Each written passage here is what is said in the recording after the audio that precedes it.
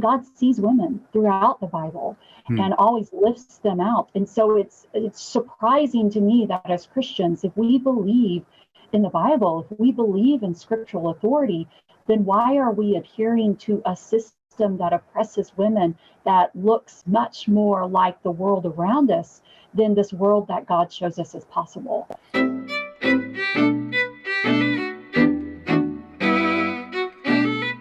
This is Frank Schaeffer, and you are watching and or listening to In Conversation with Frank Schaeffer, a Facebook Live event, also carried on YouTube, also on all my other channels, as well as a podcast.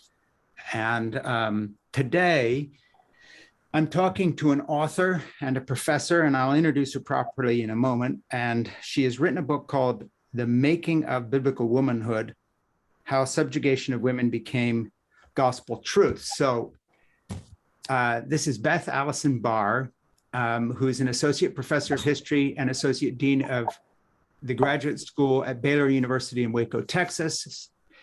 I'm not going to go into much more of an introduction, except to say that I've read this book twice. I can prove it, Beth, because if you can see here, I can. I've done many little dog-earing things, and I have quotes and all sorts of things. So, Beth, it's a great pleasure to welcome you. I'm so glad I stumbled on this book before you got famous in the New Yorker, and you've gotten a lot of attention, which really pleases me because I like the book a lot. So welcome to our conversation, and thank you so much for joining us today. Oh, thank you for having me. Good. Let me first say that in reading the book, in no particular order of importance, one thing that jumped out was that I was wishing I was reading your history of medieval spirituality, because you have a wonderful kind of subtext in the book that then comes to the surface in a couple of places where you talk about medieval spirituality as opposed to Protestant evangelical spirituality, the role of women in preaching in the medieval church, right? The role of some women who since have been recognized as saints and so forth and so on. It really popped out because, to me, when I finished this book, I think there's really two books here. There's a wonderful book on medieval spirituality and women's role in that period, which then is also fit into how the subjugation of women became gospel truth. That's and right. I kind of was trying to find a handle of how to describe you to myself. And so this morning at 4 a.m. when I finished the rereading of it, I wrote down that, and I hope you're okay with this, Beth Allison Barr is a medievalist Mary Beard. That is an amazing description. I love Mary Beard. Yeah. I in fact use some of her texts when I teach my classes because she's so readable and she's so astute, and she also is applicable to our modern world. And so I'm very flattered by that. Yep. So thank you for that. Yeah, and she's also a favorite of one of my youngest grandchildren, Lucy, who's now 13, who's grown up watching Mary Beard documentaries on Rome since she was 4. Yes. And Mary Beard, like you, is a sort of a wonderful generalist too. You dive into things, and I know you have a real depth of knowledge in areas that are not precisely what you do for a living, but I love the little allusions to things. And she did a wonderful program a little while ago, a BBC documentary on nudity in art. Not exactly her thing, but of course it tied in with her Roman history.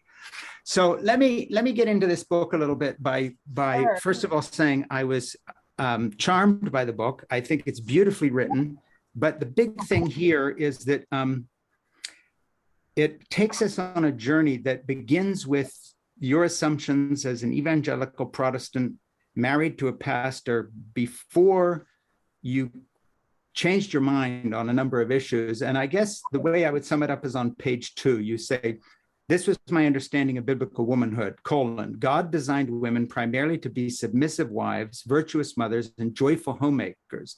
God designed men to lead in the home as husbands and fathers, as well as in the church as pastors, elders, and deacons. I believe that this gender hierarchy was divinely ordained. Elizabeth Elliot, who, by the way, I knew, famously wrote that femininity receives, women surrender, help, and respond, while husbands provide, protect, and initiate. A biblical woman is a submissive woman.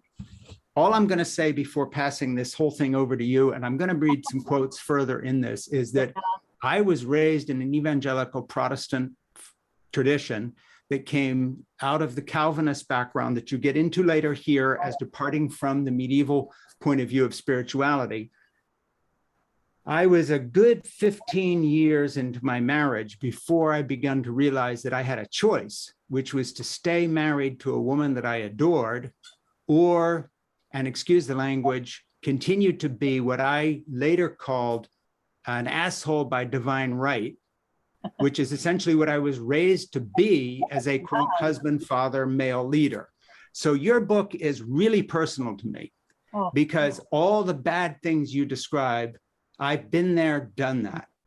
And my own arc and my own journey away from it has been pretty dramatic and has taken place over the last 40 plus years.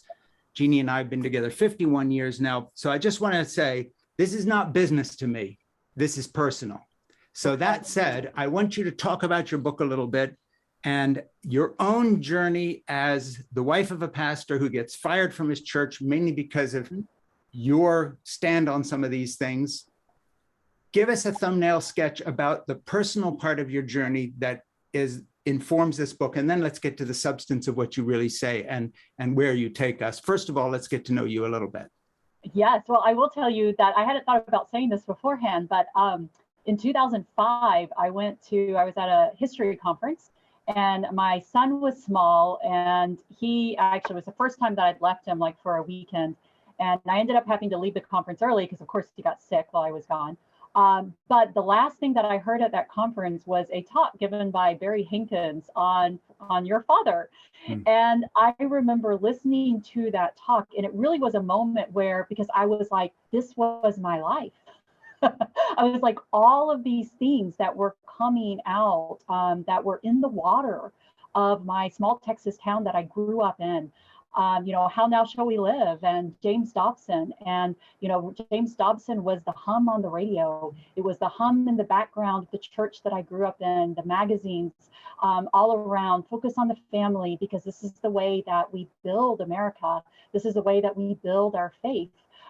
Is by creating this ideal nuclear family that rests under the authority of the Father in the same way that the church rests under the authority of God. And so this was the water that I swam in really much of my teenage years and early college years, where things were really revving up, because that was the birth of the new Calvinism, as you have just described. This is when John Piper is exploding on the scene. And of course, I was at Baylor as an undergrad. I'm now a professor here, but this is where David Crowder and the whole, that whole group of young evangelical Calvinist speakers and writers and authors and artists really, started making this new Calvinism popular and spreading it out. And so this really was the whole background. You say it was your life, but this was my life too. I mean, I was obviously following in the wake of this world that was left behind, I suppose. And it wasn't all a bad world. Looking back on it now, what I find is that most of the marriages that I was familiar with, including my parents' marriage, while there was this speech about men lead and women follow, most marriages really don't function that way. Yes. Because it's kind of impossible for marriages to function, really, when you really love each other and you're really committed, you don't function in that hierarchicalist sort of way. So it was more lip service. But the problem is that we encode these ideas. I think as women, we encode these ideas that there's something about us that makes us, even in lip service, that we cannot lead in the same ways that men do. And men encode these ideas that there's something about them that makes them able to be above women. And those are the dangerous ideas that I think flourish from this. So I probably talked a little more theoretically there, but I'm happy to go Yeah. whichever direction you like. Well, speaking from my own experience, it seems to me that one of the things that first made me suspicious about evangelical Christianity in general, which is another topic we'll get to here, but more specifically, my role as a male within it, was that it seemed to me that if the religion you believe in and the words of Jesus are used to help you justify your worst instincts at every turn as a human, forget male or female or non-binary or whatever it may be, things that intuitively smash relationships, intuitively are wrong, and yet somehow you are being told that this is what male leadership means, and this is your role, a little bell goes off. So, in my own marriage with Jeannie, I got her pregnant when we were 17 and 18. And for some miraculous reason, everything has worked out in spite of all this kind of rocky beginning, which is sort of another story. But one of the things I learned very quickly, she was a sort of a San Francisco hippie who came to L'Abri not knowing anything about my parents' work in that ministry. She was always surprised at how awful the views of women were, because she had come from a nominally Roman Catholic, rather liberal West Coast background. Her dad was a lawyer. Just seeing mirrored in her eyes and her surprise at like, this is the way things are. And that's kind of another story. But for me, as a male, looking at your book, where the alarm bells first went off for me about 40 years ago was this business of believing something to be true and divinely inspired that reinforced all my worst instincts. That's where I started to get off the boat before I even thought about it. Yeah. And I want you to talk a little bit about that, because what you very, very clearly lay out in your book is a different point of view of Christianity, and evangelical Protestant Christianity in particular. I've kind of taken a different path where I have left that. But you are still an evangelical and basically saying there's a better interpretation. So before we get into the weeds on this, I want you to just lay out the basic thesis of your book before I put words in, that you try to do it myself by quoting things. No, this is great. And this book has one of the easiest theses I've ever written. Essentially, my argument is that biblical womanhood, this idea that women are divinely called to be under male authority, is not biblical. It actually is something that is rooted in Christian history. It's rooted in human nature, this desire to have power over others, and this desire to oppress, this desire to build hierarchies. And this is where the subjugation of women comes from. And so this is not something that is godly at all. And in fact, I would argue that even though the Bible is written by people embedded in these hierarchical structures and embedded in these patriarchal structures, that what is surprising is that we see a lot of resistance to this. We see God lifting women out of this over. I mean, you can even start with Hagar in the very beginning. God lifts her up and she says, "You're the God who sees." And God sees women throughout the Bible and always lifts them out. And so it's surprising to me that as Christians, if we believe in the Bible, if we believe in scriptural authority, then why are we adhering to a system that oppresses women that looks much more like the world around us than this world that God shows us as possible? Well, so that's really the thesis of my book. Yeah, and what's amazing to me is that as I've been reading the book and marking it up, after your own story unfolds of how you and your husband are basically tossed out of his church because your thinking has evolved on this, you begin to develop a whole thesis that I think if someone is an evangelical and wants to stay that way and at the same time treat women well, I don't think there's another book out there like yours that essentially gives a good argument for remaining an evangelical Christian in this context. I won't talk about other things. And at the same time, makes an incredibly good historical case. Evangelicals think they're the sort of original fundamentalist believers and that modernism has departed from the original faith, but actually you make a good case that it's the evangelicals in the matter of how women are regarded by the church who have departed from the ancient faith. Exactly. I want you to talk a little more about that. Yeah, no, that's exactly the argument that, and this is why I think we have been duped into believing this. And when I say we, I say evangelicals, is because, and a lot of people ask me, they're like, why do women stay in these systems? Why do they stay in churches that tell them they can't teach and they can't use their gifts, and that leaves them in relationships that can become abusive? Why do women stay? And my answer is simple. It's because we believe that in order to be good Christians, we have to stay, that this is the role that God has subscribed to us. And this, I think, is the danger of this system, that what we have done, what evangelicals have done, is they have taken this idea of the submission of women, something that has never been a part of the gospel, something that we have seen in the Bible that God always resists. We see in the ancient world. In fact, I just had this conversation with my son the other day because, as all teenagers, my goal is to let him think.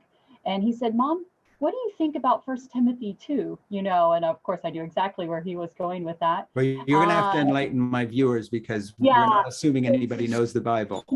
He's talking about women. 1 Timothy 2 is one of the passages that is often used against women to say that women cannot teach men. It says women cannot have authority 2 and 3, and it lays out the outline for leadership in the church that is often seen as pointing only towards men. Part of this is the problem of that we have translated the pronouns in those passages as male when they are not supposed to be male. But well, also translated, I was fascinated later as, when it's people or as wives, and all of a sudden it's always wives. Isn't that fascinating? Not very many people have said any. I was afraid I was going to get a lot of pushback about that part, but actually not very many people have picked up on that. I guess I upset them about other things enough. Yeah. But my son, he was like, well, Mom, he says, if it says women can't lead, what does that mean? And I said, well, we have to look at the whole of what women are doing in the New Testament church. And I said, the 3 oldest positions that we see in the New Testament church are that of apostle, deacon, and teacher. Yeah. And we see Paul pointing out women in all 3 of those positions as leaders. Well, and you mentioned that there's more women named than males in those positions. Yes. In these leading positions. And I said, so if we look at that, then we know Paul is not telling women they cannot lead because Paul is recognizing women as leaders. Yes, and absolutely. I said, we have to pivot our perspective. Instead of starting from the perspective of women be silent, we start from the perspective of women as leaders that we already see. And that helps us reframe these teachings on Paul. So evangelicals have shifted that frame that starts with women's submission. And they say that in order to be faithful, you have to believe that, or else you are not adhering to the Bible. Well, later in the book, you get into something that I want to address early on in the discussion out of my own background and sensitivity to how evangelicals think. You talk about the fact that you are not someone who believes in the inerrancy of Scripture in the sense that, say, I was raised by my father, where it all has to be true in order to be true down to the very last detail. How do you balance, and I don't want to say things that aren't true about you, is that correct? That you're not someone who subscribed to the inerrancy of Scripture? So it depends on what you mean by inerrancy, and this is something that I try really hard. Well, you define it. Tell me what I mean. We think inerrancy means that the Bible is, we think that inerrancy means that the Bible is true. So when we say somebody's an inerrantist, they believe that the Bible is true. And there's different varying levels of Bible is true. Some would take it so far as 7-day creationism. I'm not there. But the sort of idea that scriptural authority, that what we do as Christians, that the Bible is sound and it has scriptural authority. That's what we think inerrancy is. But what inerrancy really is, it's something that emerged in the late 19th, early 20th century out of this fundamentalist modernist controversy. At least that was part of it. And it says that it's not that the Bible is true, it says that the way we interpret the Bible is true. Yes. So inerrancy is really about a particular interpretation. It's not actually about Scripture. Well, not just interpretation, acceptance of certain translations as well. Yeah. Yeah, and so that's where I would push back. I am not an inerrantist in the what it actually means. Yeah. If you say, do you believe the Bible and you believe in scriptural authority? Yes. But so the way I would divide it is that your thesis, and this is why I wanted to get it straightened out earlier, rather than later, is divided into two parts. There is what you are saying is actually meant by the text in the historical context, and also the way other Christians have taken this in other periods of history.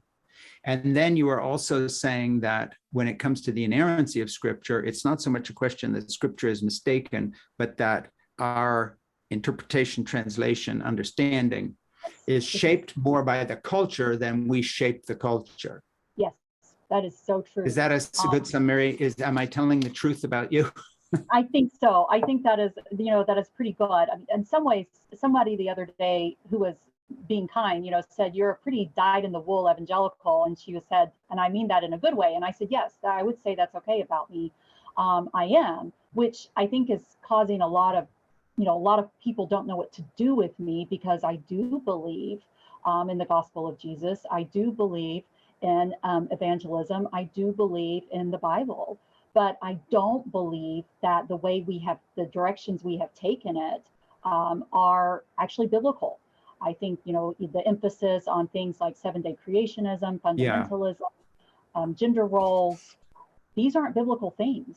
How do you equate your take on this with people like my friend Mel White, who was ghostwriting Billy Graham and Jerry Falwell's books when he edited a film project for me back in the 1970s, How Should We Then Live, by my father. He came out as gay and then married his husband. Now, he's written pretty extensively on similar topic in the sense of taking the kind of seven formative verses in the Bible that condemn homosexuality, that he was raised to believe were normative.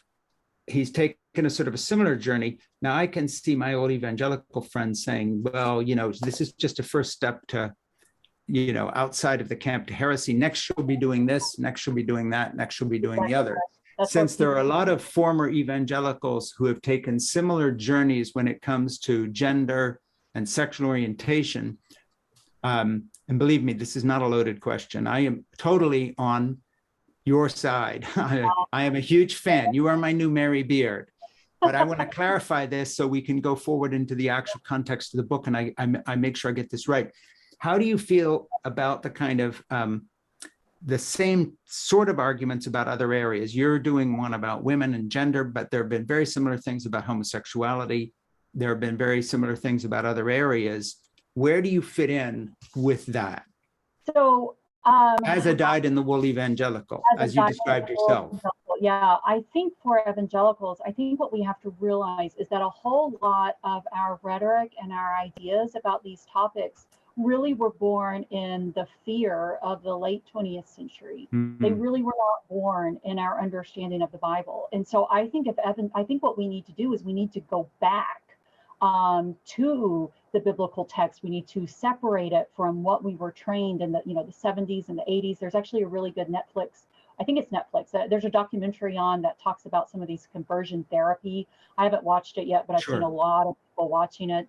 And the things that led to that were not biblical ideas. Those were ideas about power and controlling sexuality and fear that led to those. And so I think evangelicals, wherever you land on these issues, we have a lot of deconstruction to do, not deconstructing God, but deconstructing the things we have built around God. So, and I'm, as I said, and I think one of the things that I have learned in my life is that I'm not afraid to ask questions. I'm not afraid to look and say, I might be wrong about this, and I'm going to investigate it. I might still land where I do land. But at least I have explored that, and I'm open to the possibility that I could be wrong. And so, go ahead. Sorry. That's the posture I want. I want evangelicals to come to that posture that we can still stand on the core tenets of our identity, but we also realize that God is bigger than us. And I think what you dispute as well, very, very well in this book, is that the core tenets of our identity are often not what we think they are. Yeah. They're in fact, those are in fact the core identities of the culture that has surrounded us, or that we changed into as we came out of a medieval period or whatever it might be, into something completely radically new with the Protestant Reformation, Martin Luther, and so forth. And I think it's a brilliant part of your book. So let me just say what we're doing here. I'm Frank Schaeffer. This is In Conversation with Frank Schaeffer. I am talking with Beth Allison Barr, who is a professor and a writer, and she's written a wonderful book called The Making of Biblical Womanhood: How the Subjugation of Women Became Gospel Truth. I want to roll down here to some of my other quotes that I've got here for you, and read something here that I think is excellent. Page 35. While patriarchy certainly exists in the biblical narrative, Matthew encourages us to remember that there is a difference between, quote, what is descriptive and what is prescriptive in the Bible, end quote. Echoes of human patriarchy parade throughout the New Testament, from the exclusive leadership of male Jesus to the harsh adultery laws applied to women, and even to the writings of Paul. The early church was trying to make sense of its place in both the Jewish and Roman world, and much of those worlds bled through into the church's stories. At the same time, we see a surprising number of passages subverting traditional gender roles and emphasizing women as leaders. And then, of course, it continues. And by the way, I just want to say again to everybody, I love this book. So please go buy Beth's book, because she's terrific. And I won't hold it against you that you are a university professor. She actually can write, which will surprise some people who are used to reading academic texts. But I'm sorry about that. But I like the book very much. You know, I'm at a very different place. I've drawn different conclusions, not about women, not about gender roles, but about sort of what I believe and don't believe. That said, you make a very coherent and compelling argument based on history rather than faith. And I really think that distinguishes your book from so much that is out there. Can you talk a little bit about how you have looked? I mean, here I mentioned Roman history as the context in which Judaism was operating at that time. Christianity came forth, but then you go forward and you talk about the medieval period, you talk about the Reformation. Little footnote here, you talk about anybody who has these sort of notions that somehow secular is more pro-woman. You look at Jean-Jacques Rousseau and these other people who actually were really misogynist. So anybody who thinks that just because atheists or humanists or whoever have abandoned Christianity, they're now going to be nice to women, has another thing coming. And not just in your book, of course, I know this from other sources. So I love the kind of even-handedness of the book. And I want you to talk more about this thread. Tell us what happened in the medieval period. Tell us how that changed with the Reformation. Tell us what Martin Luther did.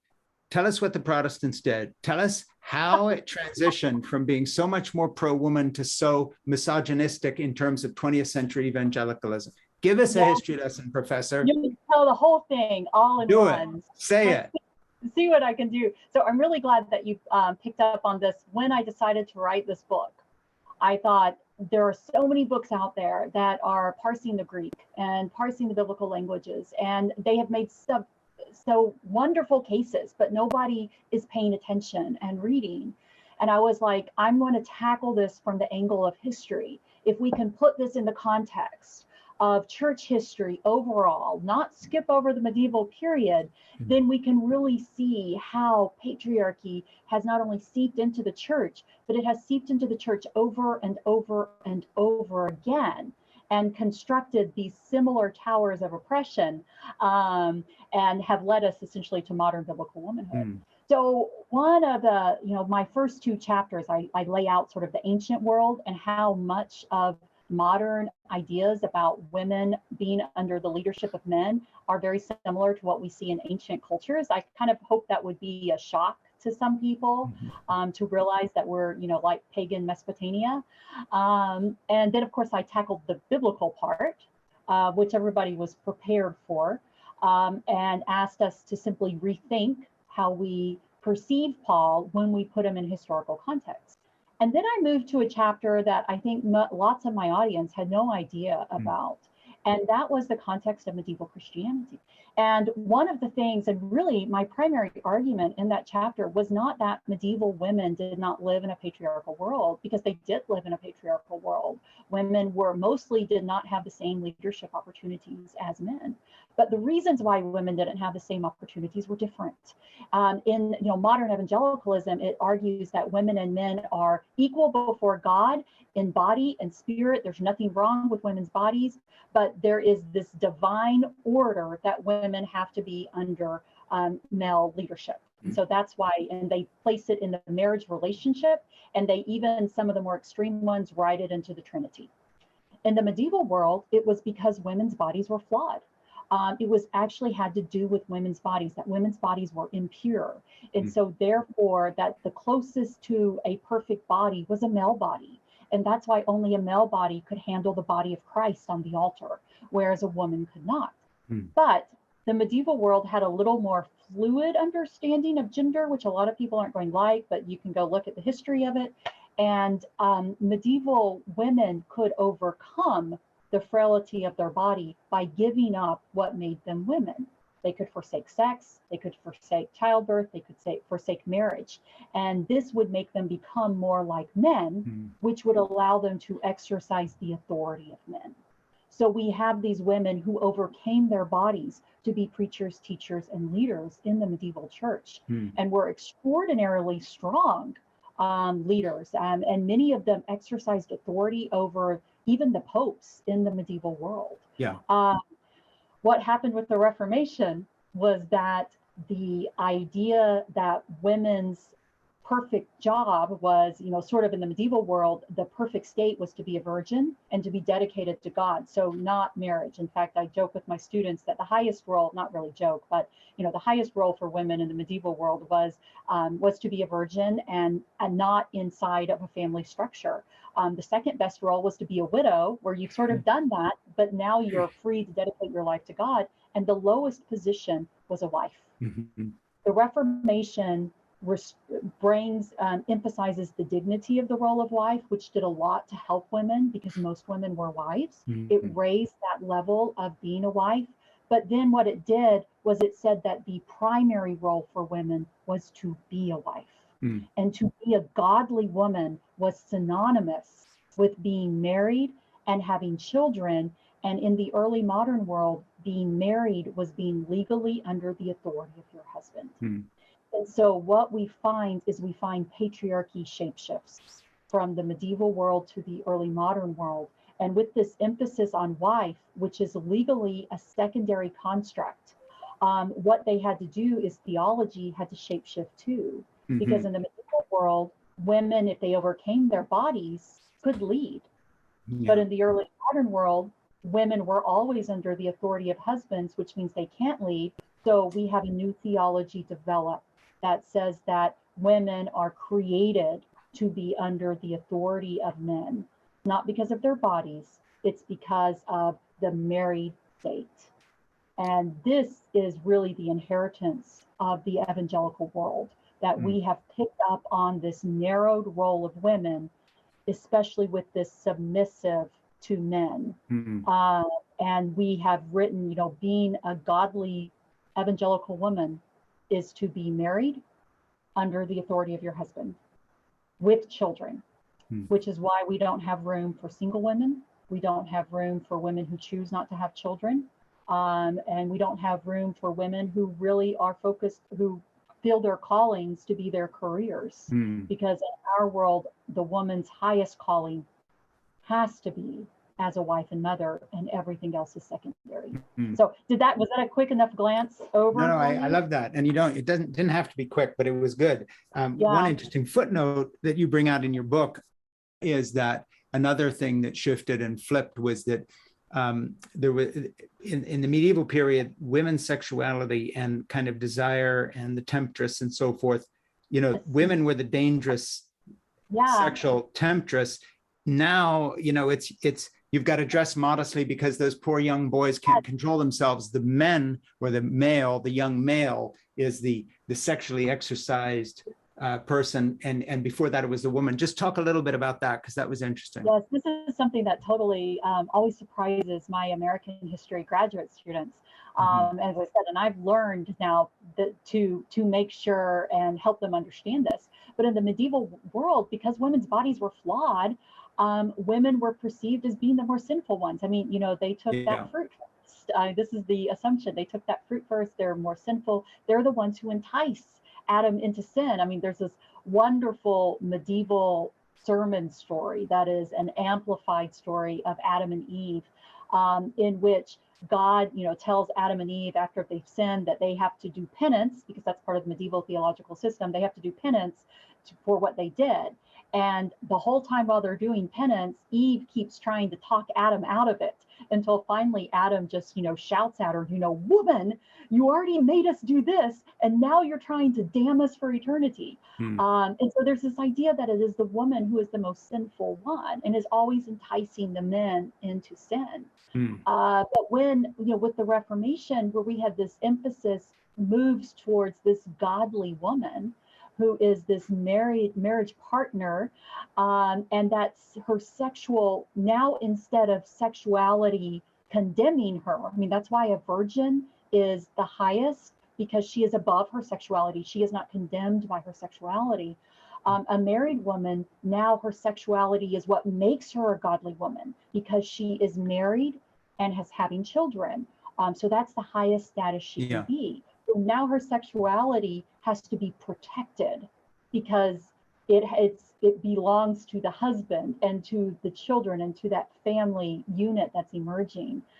So this is where we begin to see this lots of concern about women bodies being protected, and this differentiation between good women who are under the authority of their husbands and fathers and stayed in the house, and women who you didn't know what their sexuality, you didn't know their sexual status, because they were not under male authority.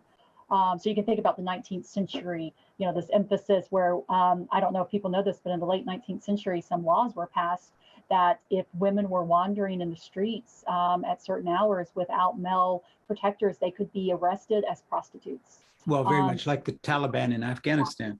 But, the other one thing, going back to something you said earlier about women, evangelical women in a loving relationship, in the end, a lot of them sort of sorted out internally that you may be in charge officially, but not so much. When my mom died, and the New York Times did a large obituary about her, they quoted some professor who said that she was a kind of an evangelical pre-feminist person. What did they actually say? Proto-feminist, something like that. But what they meant was that.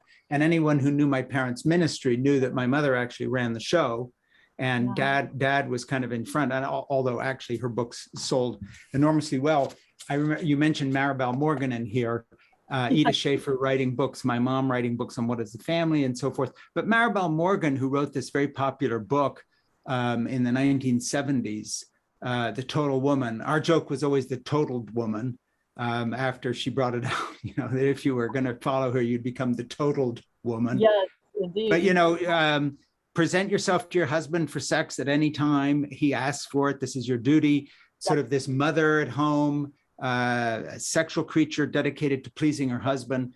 And that ran, these books became very popular, and they kind of bookended Dobson on the good wife and mother role. And of course, then the dark side of Dobson is the pitch for physical discipline and beating children.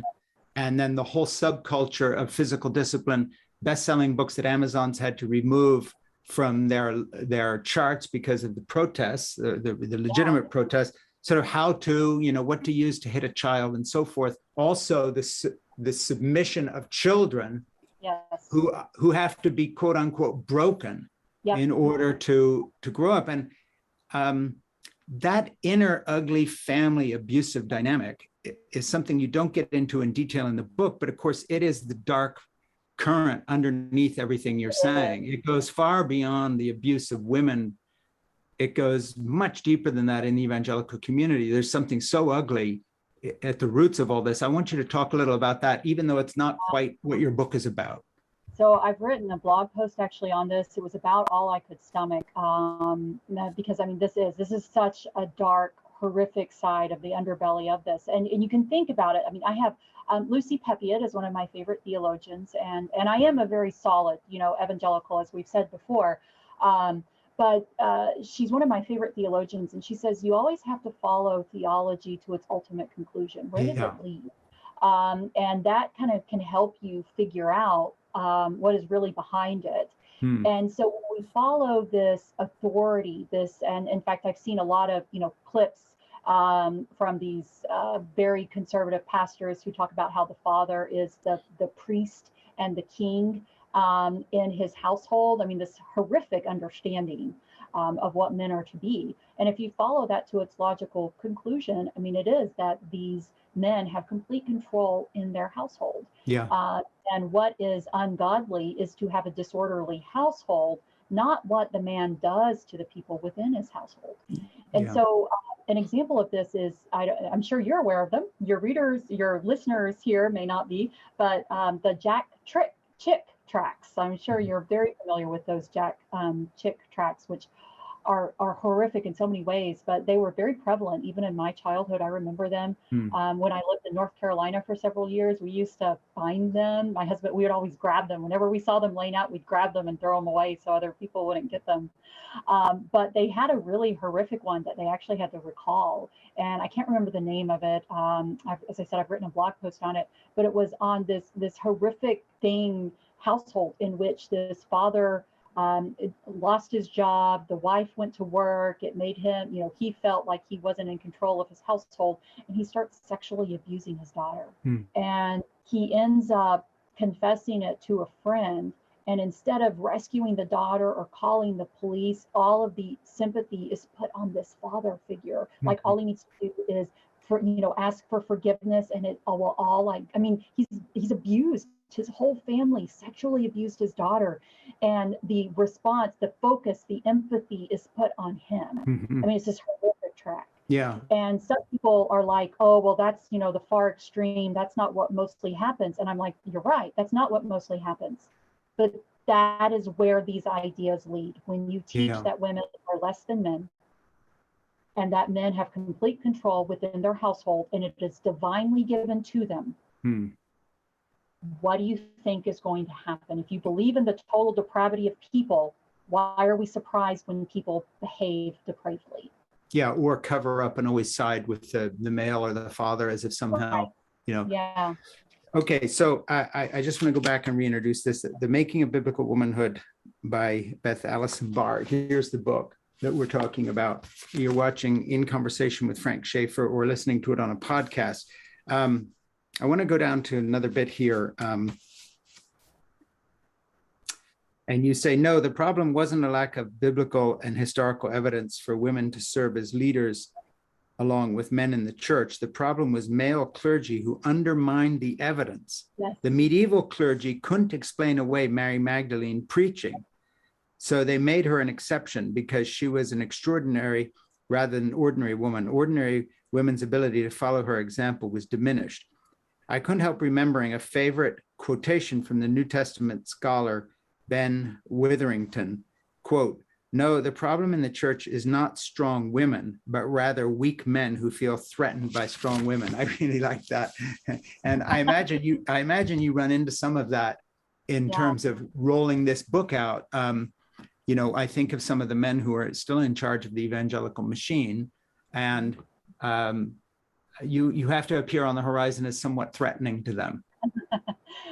Yes, I think I have. I've hit the radar of the Gospel Coalition, who's not real happy with me. I've been sent behind the scenes. It's funny you mentioned at the beginning the slippery slope sort of thing. I've had people send me, the staircase that leads to atheism and away from God, and that I am, mostly down that stair step. That everyone's predicting that I'm going to go the way, essentially impugning my orthodoxy. Simply because I argue that by writing gender roles into the gospel, that this is not biblical. And just saying that, as somebody else who is probably more in alignment with you, has said it's so funny because they are, that they are attacking me, because in some ways I'm making a really strong argument to stay evangelical. Mm-hmm. I'm saying that we missed the point. I'm not saying the problem is God. I'm saying the problem is how we have understood God. And that, so, but yes, no, I have been, there are some days that I think, why did I do this? Yes. Because the onslaught, I thought I was prepared, but I wasn't. Well, the cherry on the dressing is going to be, or the cherry on the cake. I get all this mixed up. Is it the dressing on the salad or the cherry on the cake? Anyway, now your detractors will be able to say, and she even allowed Frank Schaeffer to interview her. Oh, yes. So well, you can add this to your iniquitous backsliding. But I want to cut something else for a minute. And I never do this because these podcasts are about my guests, not about me.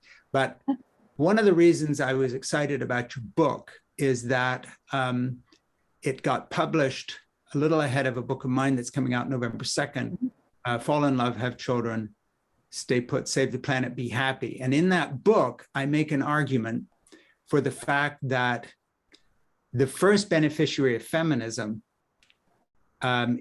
is men who have been turned into bullies and are sad that they treat people badly because it hurts them as much as the person they're treating badly. Wow. And to have a feminist understanding of relationships within a marriage, or father and daughter, or father and grandchild.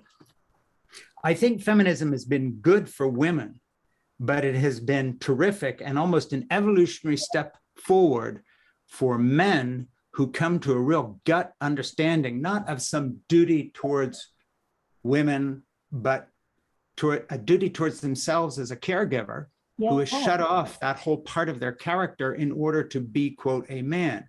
Yeah. So your book and my book, actually, I hope at some point, some of my books are offered as textbooks places on sort of my journey out of evangelicalism and the study of religious history and so on. I hope people read our two books together because, first of all, if I was ever going to be drawn back into the evangelical world, it would be because of Beth Allison Barr.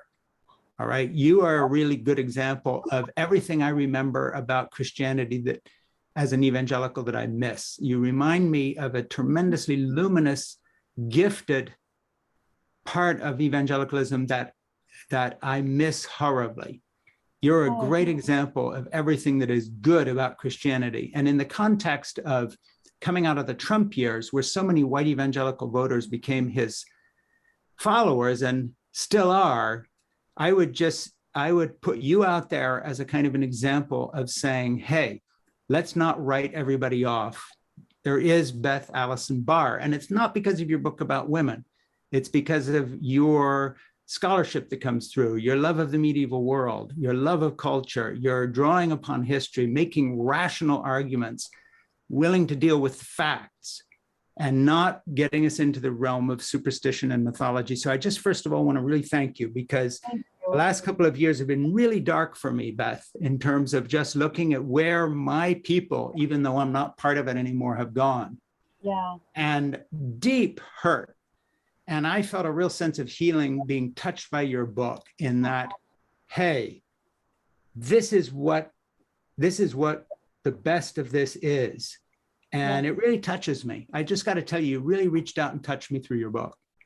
I'm so glad, and this is one of the things I'll tell you. I have started drafting my next book. I'm excited about it. It's going to focus a little bit more on medieval history, which I'm also really excited about. But one of the things that I think has helped me stay so firm in my faith is because I am a medieval scholar, and I read sermons from the 15th century. And I read the words of these women and these men from the 15th century. And I see that even though I would differ on a lot of theological issues with them, that our Jesus is the same. That, and it helps me separate the cultural things that we have added to our faith from the God who remains. And that just helps me. I can look back on the faith of these women, and I'm like, that's my faith. These are my mothers and fathers and sisters and brothers that are with Jesus now, despite the vast difference in being a Catholic, medieval Catholic Christian, and being a modern Texas Baptist. Mhm. that affinity. And so I pray their prayers because they're my prayers too.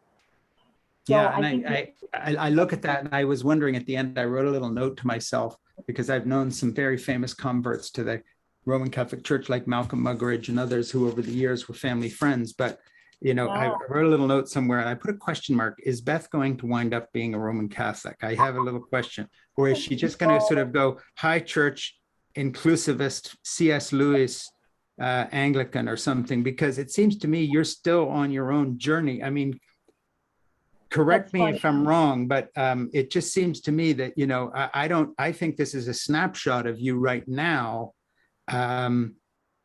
I don't look at this and say to myself, this is where Beth has locked herself in. I'm not saying you're on your way out of the evangelical movement the way I did, but No, I'm not. how do you look at your own journey, and where do you think it's taking you?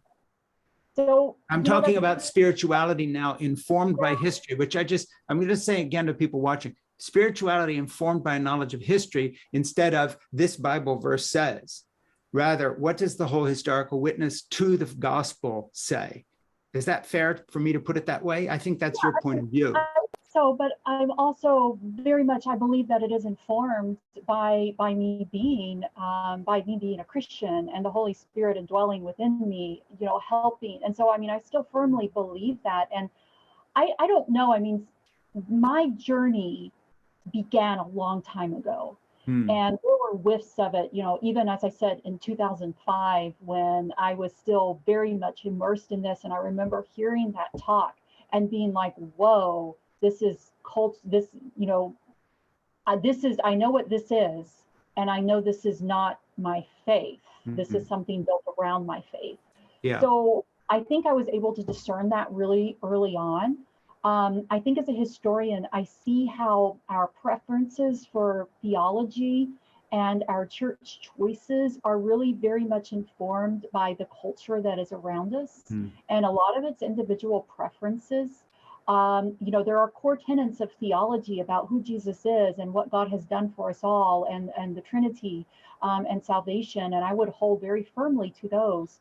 But at the same time, I think people can hold firmly to those and be Catholic. I think people can hold firmly to those and be Anglican. I'm actually a pretty happy Baptist because I'm very congregational. Yes. I'm very democratic, and I don't think I could ever be in a structure that too hierarchical structure. Yeah, you like the medieval sermons, but you're not going to go there. I have a question for you. I'm anti-hierarchy in that sense. Yeah. Anti, but, here's a sort of a practical question in terms of just, as an American citizen, the white evangelical voter went for Donald Trump. And sometimes I get called on by people like Rachel Maddow and others to explain it. Like, weren't you one of them? Can you tell us something? And I try to explain to them that once something becomes an item of theology to people, as in this was sent by God, you have as much chance of talking them out of this as you would to say, deny the virgin birth, because it's now a faith matter. Yeah. And my secular friends don't get that. But I want to ask you something, having read The Making of Biblical Womanhood, how the subjugation of women became gospel truth. Do you think that one of the appeals, I know this sounds awful, but one of the appeals of Donald Trump to a certain type of evangelical male, at least, and what I'll call subverted women, was his authoritarian, testosterone-driven, bullshit male persona? I joke with people and say, of course they all went for Donald Trump. He reminded them of their megachurch preachers. It's the same character. It is. It's the Talk to me about that. Yeah, no, and this is actually something that I've also written about, that you'll probably see me write more about, is this continuity that is certainly not an evangelical tendency. It is something that we see introduced into Christianity over and over again, but it is this emphasis on this strong leader who we think is going to rescue and help us, and really this us versus them mentality, which we see very clearly with what's going on in Trump. And by saying that, I'm not saying that I don't believe that there are some things that are true. People always try to throw you off the cliff of relativism, but this embattled mentality that we are fighting each other, when the Bible is very clear, we are not fighting each other. You know, our battles are not against flesh and blood. So I think, you know, so I've written before on this, on how, in fact, I compared Mark Driscoll, who is very much the epitome. I mean, if we think about Donald Trump, and we're like, well, you know, Mark Driscoll is that similar image that we see there. Yes. And I actually compared him to the to authority structures in the medieval church that didn't work out so well. This type of, you know, where we put all of this emphasis on these single leaders with very few checks and balances on them, and we empower them and make them believe that they are the voice of God and that they have spiritual authority in this type of way over other people that other people can't have.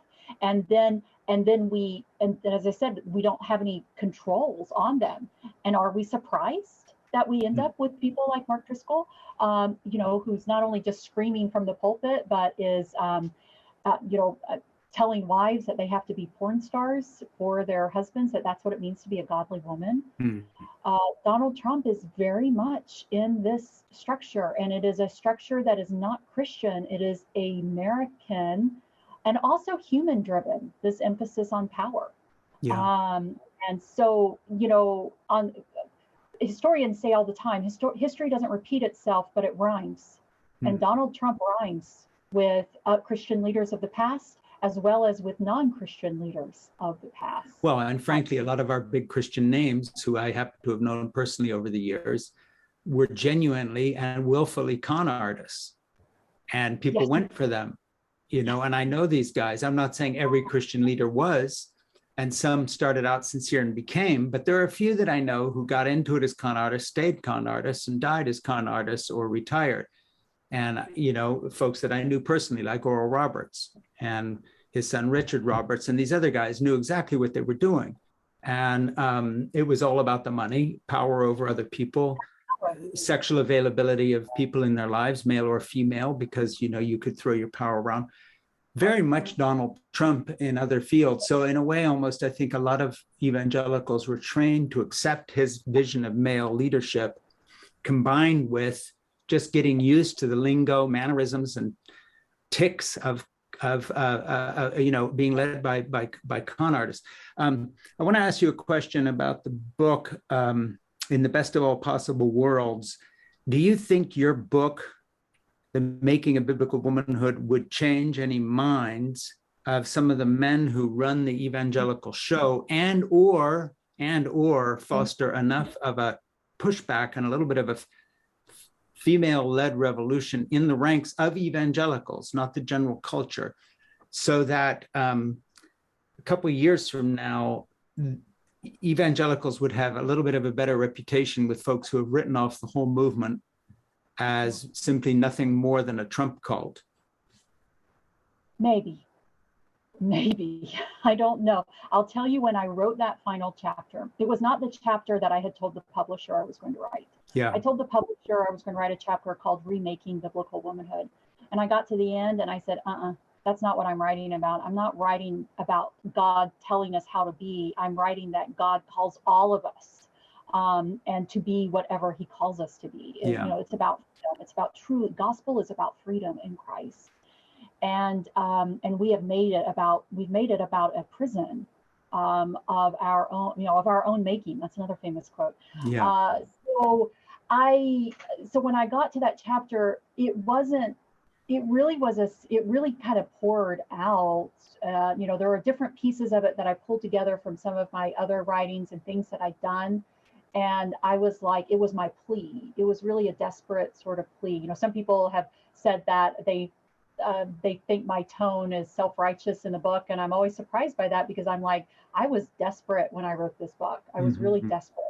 And that last chapter was a plea of desperation. Yeah, of course, you'll be accused of being angry if you disagree, and desperate or self-righteous. I mean, I love the way so much criticism coming from evangelicals and other people too always goes immediately to your character flaw when they're not able to deal with the content of the book that happens to be true, you know, in terms of your historical analysis and so forth and so on. So pay no attention to all that crap. But I try. It's hard. I want to come back at the end. You're watching or listening to In Conversation with Frank Schaeffer. This is a podcast and a Facebook Live. I am talking to Beth Allison Barr, who is a professor and also has written this wonderful book, The Making of Biblical Womanhood. So I want to pull a little bit of a fast one on you, like you did with your publisher, who didn't know about your last chapter. And this is a sincerely meant question. There's no effort here to trip anybody up. The only way I can put this is, given what has happened with evangelical Christianity, I want to know why, and this is a horrible way to put it, but why are you still an evangelical when there are so many other ways to live that work, and there are so many other ways to be a woman, there's so many other ways to be in relationships, and above all, in the United States today, so many other ways to be a political citizen. And it seems to me that, when you look back at history and you see certain church movements which gave themselves over to the spirit of the age they were in, to the point where they were no longer church movements at all. I guess a better way to put this is, how can you still identify as an evangelical when that word really now bounces back in so many people's brains as Christo-fascist? I mean, we're not where I was as a child. We're not where we were 10 years ago, post-Trump. Yeah. Talk to me about how you identify yourself. I think it's because, a friend of mine, who I'm sure you've read her book too, Kristen Kobes-Dumais, she wrote a really lovely article on the imagined evangelicalism. Yeah. And which evangelicals imagine ourselves to be people who are focused on the gospel, who are focused on the Bible, who are focused on telling the people around us the good news of Jesus and taking care of the people that, in our world. That's not actually what evangelicalism does. Yeah. But that's what I want it to be, because I think that is an expression of the gospel. This, Jesus, Bible, reach the people around us. With evangelicalism, I'm a social historian, and so I care about ordinary people. And evangelicalism is a faith of ordinary people. Sorry, should you say that again? Evangelicalism is what? Faith of ordinary people. Yes. It's very democratic, this congregational style, which is one of the reasons I push against this neo-Calvinism and this emphasis on these structures, because I'm like, that's not the evangelicalism that I'm very Baptist, very congregational. So I'm evangelical because of my hope of what I hope it will be, of the imagined reality that I think God is really calling. I want to be people of the Bible. I want to be people of the gospel. I want to be people who care about those around us and are interested in hierarchy and power. So I think I'm a hopeful evangelical. I'm, however, not married to that word. And if history needs that word to move on, if it becomes untenable with these ideas that I hold fast to, that's actually okay. I can still hold fast to the Bible. I can still hold fast to Jesus, and I can still hold fast to the mission of the gospel in the world without being tied to the word evangelical. One more question. When you talk about holding fast to the Bible and Christianity and who Jesus is and so forth, I mean, this is really, maybe a bridge too far in terms of just pushing too hard. But, now, I know one is not supposed to do this, but I also know that you're the kind of person who won't mind. How old are you? Oh, I am 46. I just turned 46 last week. Okay, well, I'm pushing 70. Yeah. And when you check in with me why I'm happier now than I was at your age, okay? I'm serious. I was telling my wife the other day, I said, it's amazing because all my life I've lived in fear, going broke, not being able to support the kids with a freelance writing career, where my temper would lead me, who I had been. And I said, the great thing about pushing 70 is there's so little time ahead compared to what's past. And all our worries in life are for the future. But when most of your life is lived, then you know how this story ends and you stop worrying about it. Yeah. And what's interesting to me looking at you at your age now, it's when I was in the most turmoil of trying to figure out who I was and where I'm going and so forth and so on, was sort of in those years.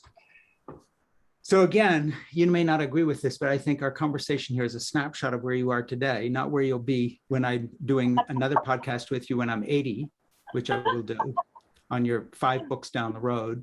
56th birthday. And this is a sincerely meant question. Forget evangelical and all the rest of it. But as a woman of faith, why are you a Christian right now? Forget the idea, forget Trump and all this crap. We're on a desert island. You and me are alone. This book washes up called the Bible. You read it. You've decided to believe it. Yeah. I have huge questions. And at best, I'm an atheist who believes in God, as I've talked about in a small book of mine. Why are you a Christian, Beth Allison Barr? And that's not, I do not ask this facetiously. And I do not ask this as a smart ass, and I do not ask this to show you up. I ask this from my heart. Right. Because I find the gospel narrative of Jesus, of a God who loved us so much that he became like us to save us from ourselves, but also loved us enough to let us make those choices, to let us become who we are in the image of God, but then still save us even when we are at our worst. That is a God I believe in. And I believe that the Bible, that the Christian narrative is the best expression of that God. I think about, I love mythology, I love comparative religion. And while I understand where faith comes from, and I'm not trying to be demeaning towards other people's faith, but when I look at Christianity, I believe it is the best expression of this God. I think we are all reaching towards God in different ways. And I think that Jesus is the God who sees. I think about Hagar, this woman who was cast out, who did everything everyone told her to do, and yet is thrown out with her son and in the desert. And God comes to her and says, I will take care of you. I will build you up and make you a nation. And she says, you are a God who sees, and God sees. And I believe in that God who sees, and that Christian God who sees. I think about the words of Dorothy L. Sayers, who says it's no wonder that women are drawn to Jesus, because we never knew a man like this. We never knew a man who didn't treat us as something different or something other because of our sex, who didn't make fun of us or belittle us, but simply treated us as if we are human. And that is why I believe. And I don't see that changing, that belief in Jesus. I don't see that changing in my life. I know people are making a lot of predictions about me, but I've never questioned that in my life. And I don't think I will, because I believe in the God who sees. It's interesting that you say that.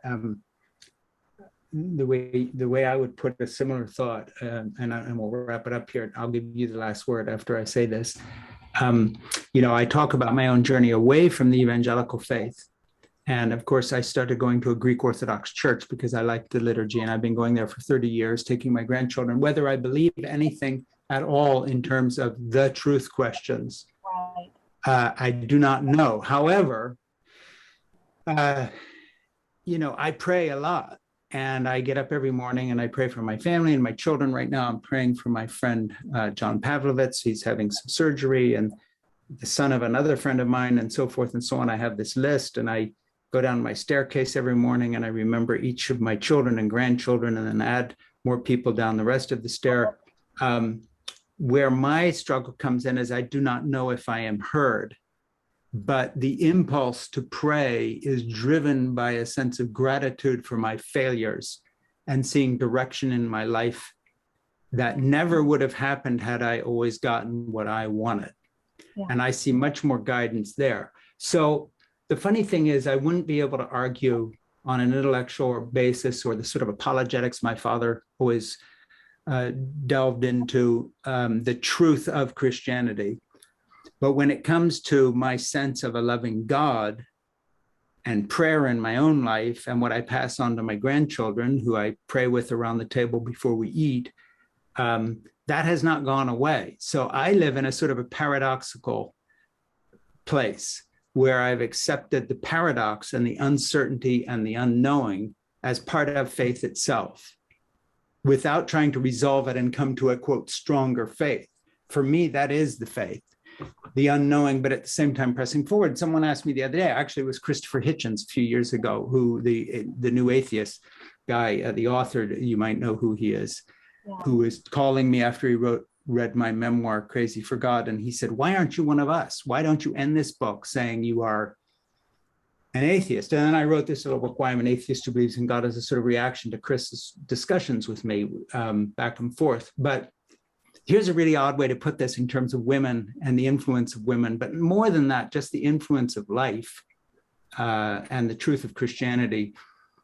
You know, I told Chris, and I tell other people, they say, well, why do you still pray? And I say, well, because that's how my mother raised me. And then I add somewhat facetiously, you got a problem with that? And of course, all of us come from somewhere. You're a historian. Yeah. So to pretend that we're coming up with all these ideas cold, as if we would have cooked all this up alone, is ridiculous. It's, you know, it's the way we're raised, it's the way we're formed. So to me, I don't know if there's any evidence that any of this is true, but I would be mighty uncomfortable without starting each day praying, Lord Jesus Christ, Son of God, have mercy upon me, a sinner, and then going through the prayers that I offer for my family. Now, I don't know if that makes me a Christian. I don't think it does, because I don't believe in some ways, but in other ways, I can't live without this. So if we were talking privately, how would you explain that to me? What's going on here from your point of view as a spiritual woman and a historian? Faith is what we do not see. I mean, faith is, this is the thing about it, is faith, the definition of faith is that it is not just on the evidence of the material world around us. It is on the evidence of what draws us to God. And as we are all made in the image of God, we are all drawn to God. And I would say that's what it is that it's, I mean, this is this human instinct of how do we explain religion? How do we explain faith? How do we explain these questions that Gilgamesh was asking in the ancient Mesopotamian world, which are the same questions that we're still asking today, you know, that Achilles was asking on the battlefield, the Peloponnesian War, you know, why do I matter? I want to be remembered. These are these human impulses of where we fit in this grand design. I mean, I think these are pieces that we are here because of God. I mean, as I said, all of these pieces and everything I've seen in history has only strengthened my faith because we are people who are the same. We are people. We emphasize our differences so much. But our impulses, our basic human impulses and our desires and our dreams and our art. And I remember reading one theologian, I don't remember who it was, but was saying that, you know, the artistic expressions of humanity is just a glimmer of us trying to reach God, of us trying to see the world that cannot be seen, but we know is there. So we can go back to Plato and his, you know, idea of the cave.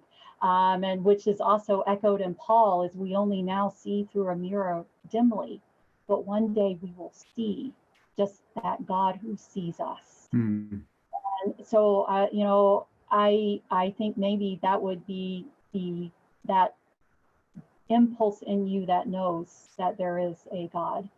Well, I wouldn't say I know anything, but that impulse in me that compels me to pray in some ways. And I find where that real compulsion shows is with my grandchildren. I have 5 grandchildren, 3 of whom I've raised. Literally, the first was born in our house. And I don't mean I share the work with my wife. I'm the primary caregiver now for these kids when their parents go to work, and I do the pickups and so forth at school. I cook for them every day. It's been the absolute joy of my life, out of which a book came. But the other thing is I am never prepared with them. I know this, I'm going to get all kinds of crap for this, but I'm never prepared with them to be as purely atheistic as I am theoretically. Because when they ask me questions, I'm simply not going there. I don't want them to, you know, I see where I've ended up given where I started. I want them to have some sort of foothold in an idea of spirituality and meaning. And I don't preach to them and say, you've got to believe this or you're lost, or, you know, what you hear here is true. My granddaughter, Nora, my mother would have rolled over in her grave the other day because Nora loves Greek mythology. She's 7 now, and all my kids actually read Greek mythology. And when I read them the Greek mythology or Bible stories, I don't say this is true and this one's not. I let them ask their own questions, but they've sort of decided the Bible's a little truer if I can put it that way. So it's speaking. But but Nora, the other day, I asked her to say grace at the table, and she's sort of in the midst of all this stuff. And my mom, I could hear her spinning in her grave because Nora clasps her hands, and we never do that. So she must be getting this from various Renaissance paintings and icons that we have around that she's seen. And she says, "Oh, Athena and all the gods, we thank you for this food." I thought, yeah, well, sorry, Mom, I'm not doing my job. But at least she's saying grace. You know, I mean, I do think, I think one of the problems with children in the evangelical world is that we try to teach them what to think instead of letting them ask questions. And I hope what my children will think. I want them to have my faith and my faith in Jesus. Yeah. But I can't let them have that faith. They have to meet Jesus on their own terms. Yeah. And so, you know, sometimes it's hard, but I think it's good to let kids ask questions and to let them think through things on their own. Yeah. Well, I sent you a PDF of this book of mine, Fall in Love, Have Children, Stay Put, Save the Planet, Be Happy. And I sent you that because I'll get you the real book at some point. But the thing is, I think you'll find there that while the argument is based on kind of, you know, evolutionary biology in terms of who we are, you can't escape as easily from a spiritual viewpoint as I would like to think. And so, of course, in the end, you know, it's also infused with this a kind of an ethic of relationships trumping career, relationships trumping money. And I think what it all comes down to, and this is where your book and mine overlap completely, and that is that we have to redefine what we mean by the word success. Right. And of course, in the male-centric culture of evangelicalism, success is to be this kind of thing. Yeah.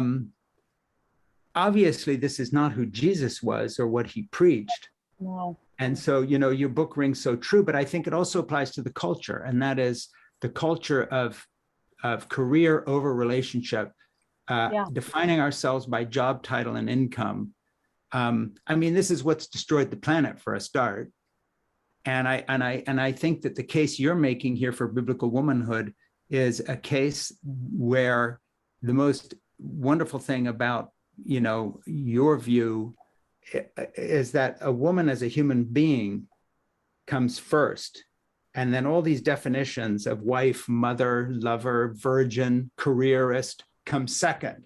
So I love that about your book, because it upholds the idea of not just the value of being a woman, but the value of being a human. And that value is there irrespective of definition.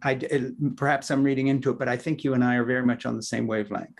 You're exactly right. And I owe one of my favorite essays in the world is Dorothy L. Sayers. Yeah. These two wonderful essays on Are Women Human and the Human Not Quite So Human. Yeah. And that, the older I've gotten, the more I realize how foundational. I read those for the first time as a teenager, and I realized how foundational those really have become for me. Because I think she's dead right. I think that, you know, and I think so many problems that we have in the world and in the church is because we focus on our difference instead of focusing on our sameness as human, as made in the image of God. Okay, so this is Frank Schaeffer. This is In Conversation with Frank Schaeffer. I am talking with Beth Allison Barr, who at the beginning of this I said was going to be my medievalist Mary Beard, and indeed she is. You've got to talk to Mary Beard sometime and report that conversation. She's wonderful. Yeah, I'm a big fan. I love this book. And it would be stupid to say, oh, and there's parts I don't agree with, because that's not true. I think your argument is wonderful, and it's lucid and complete. I don't know if there even is a God, so it may all be a moot point.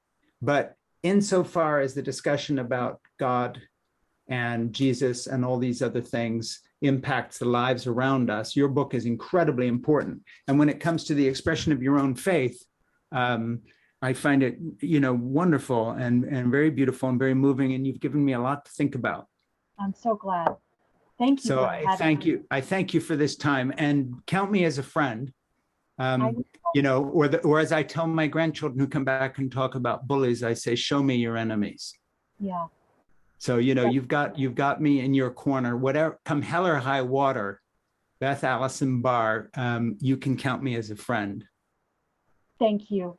This has been a wonderful conversation. Thank you so much for the book. I really love it, and I cannot recommend it highly enough to people. Please go out and buy this book and read it, everybody. Thank you. Thank you.